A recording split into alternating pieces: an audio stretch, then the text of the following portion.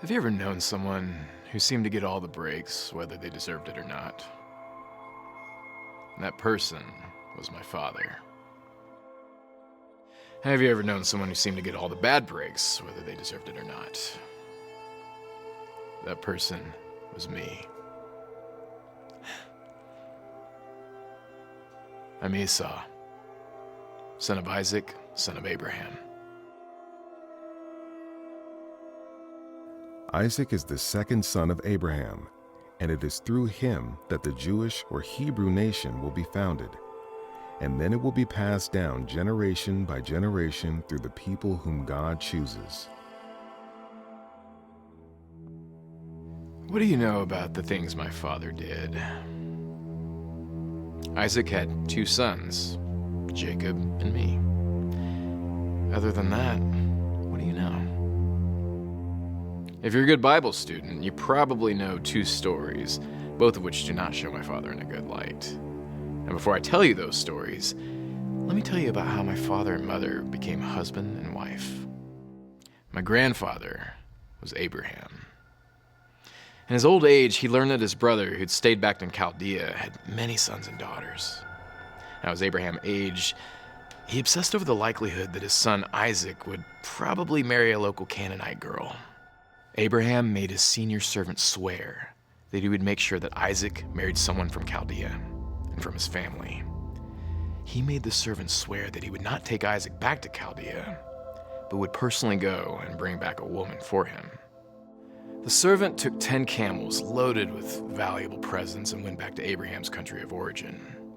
Now, as the servant reached the town named after Abraham's brother, he had the camels kneel near the city well. Near evening, it was time for the women to draw water from the well. The servant prayed to God to be kind to his master by providing a wife for Isaac. He specifically prayed for a woman who would offer to give him water, and water his camels too. Before he had finished praying, a young woman came and did exactly that. The woman was beautiful. The servant put a gold ring in her nose and put 2 gold bracelets on her arm. Turns out she was the perfect candidate. Her name was Rebecca, and she was the daughter of Abraham's brother. She offered the servant one of the family rooms to spend the night. And now, of course, the servant praised God for answering his prayers. The servant should have also prayed for patience for what came next. Rebecca had a greedy brother named Laban, and when he saw the expensive gold jewelry, he rushed to find the stranger and bring him and the camels to the house. And after the camels were watered and fed, and the stranger's feet were washed, food was offered. The stranger vowed not to eat until he told his story. "I am the servant of Abraham, your relative," he said. Then repeated the whole story from start to finish, not leaving out any detail. He hoped he would get a good reception by making it clear that Abraham was rich. Very rich. Obviously, the servant had not learned to negotiate well. At the end of his story, the servant asked if Rebecca was the right woman for Isaac. And the smarmy Laban answered that the situation must be from the Lord, for the servant to take Rebecca back to Isaac for his wife. And the servant was overjoyed. He showered presents on Rebecca, her brother and mother, and they all had a big party. And the next morning, the servant was anxious to be on his way with Rebecca. Laban and his mother asked if they could stay 10 more days, hoping to cajole more gifts from Abraham's servant, who still had much treasure left. And when the servant protested, they took the problem to Rebecca, who agreed that they should go without delay. So they blessed Rebecca and sent them on their way. You can be sure that Laban regretted his inability to get more gifts. On return to Abraham, the servant met Isaac on the way. He told Isaac everything that happened, and Isaac took Rebecca as his wife. And he loved her.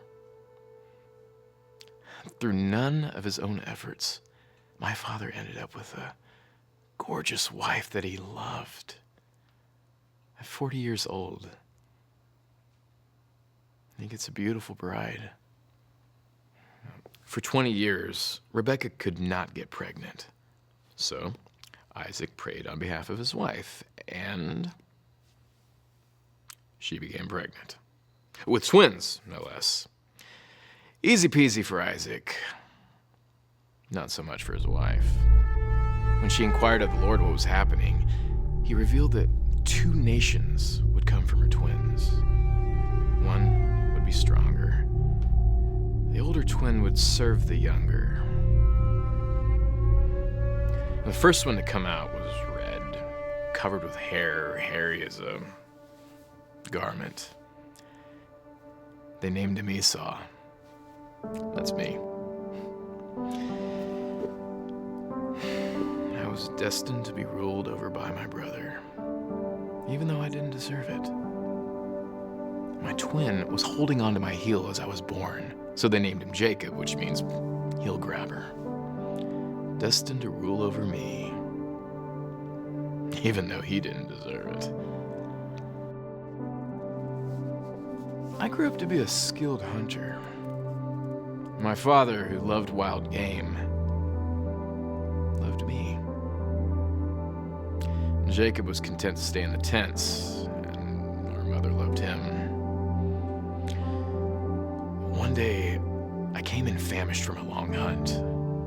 I told Jacob to give me some stew before I died of hunger. He required me to give him my birthright for the stew.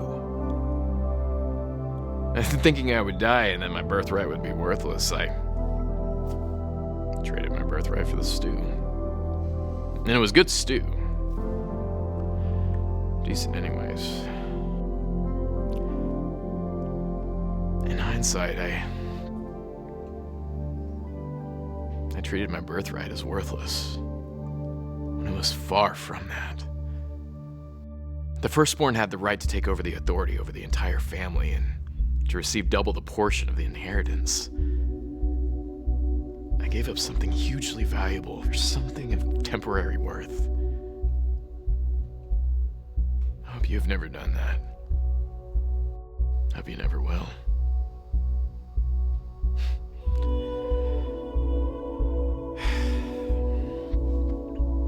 Now, for the 2 stories that tell about the only 2 things my father did that are in the Bible. Now, there was another severe famine in our land. The Lord instructed Isaac to stay in Canaan and not go to Egypt as Abraham had done. Isaac went to Abimelech, king of the Philistines in Gerar. Now, like his father in Egypt, Isaac feared for his life because his wife was so beautiful. Like his father, he pretended his wife was his sister. Like his father, the king found out and was royally upset. Like his father, the king put Isaac in a position to be fabulously wealthy. He became so wealthy that the Philistines required him to move away, and then they made a treaty with him because he had become so powerful. Even though he had behaved dishonestly, Isaac had become fabulously wealthy. He came out smelling like a rose, I believe is the saying. Now, the second story. It is a sad story, at least to me. My father was very old and nearly blind. He asked me to go kill some wild game, prepare him his favorite food, and receive my blessing from him before he died. We loved each other, and I couldn't wait to do what he had asked. Unfortunately, my mother overheard our conversation. She conspired with my brother to take my blessing and have it bestowed on him. They killed a goat, seasoned it to taste like wild game. She had Jacob put on some of my clothes so that he would smell like me.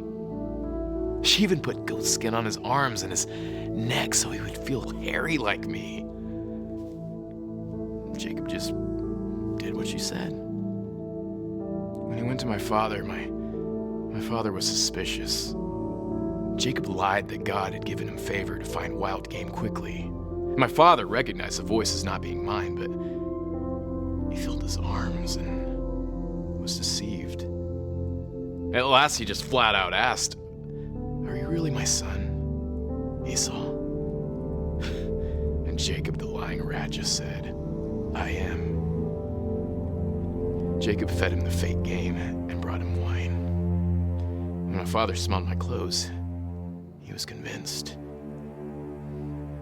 He gave Jacob my blessing, a blessing that meant he would be successful and I would bow down to him. Jacob barely left the tent before I returned, game in hand. My father began to tremble violently. Deceived. I broke down, wept bitterly. It was the second time Jacob has stolen from me my birthright, and now my blessing. I begged for my father's blessing. I begged for it. There's not much left for me. Jacob had taken it all. My father could only bless me that at some point I would throw off the yoke of serving my brother. That day, I swore I would kill my brother when my father died.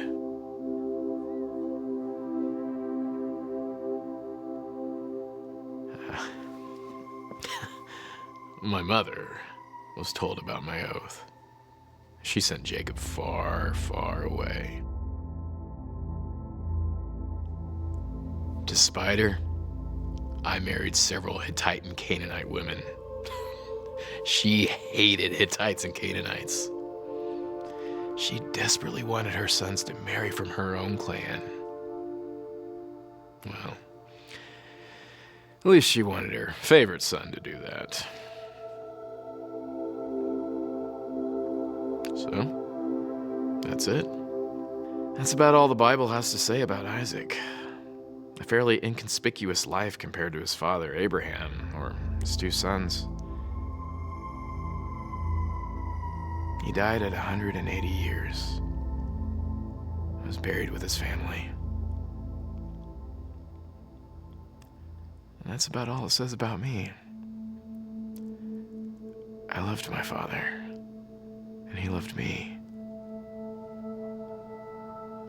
But I was always the one who could never catch a break.